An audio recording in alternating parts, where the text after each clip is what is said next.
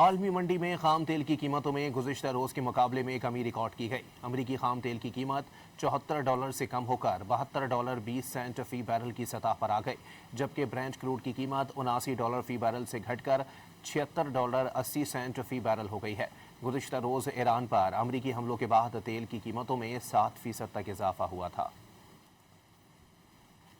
आलमी मंडी में खाम तेल की कीमतों में गुज़िश्ता रोज़ के मुकाबले में कमी रिकॉर्ड की गई। अमरीकी खाम तेल की कीमत $74 से कम होकर $72.20 फी बैरल की सतह पर आ गई, जबकि ब्रेंट क्रूड की कीमत $79 फी बैरल से घटकर $76.80 फी बैरल हो गई है। गुज़िश्ता रोज़ ईरान पर अमरीकी हमलों के बाद तेल की कीमतों में 7% तक इजाफा हुआ था।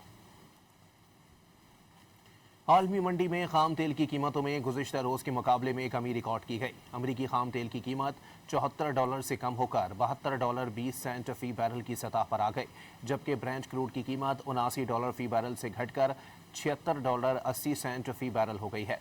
गुज़िश्ता रोज़ ईरान पर अमरीकी हमलों के बाद तेल की कीमतों में 7% तक इजाफा हुआ था।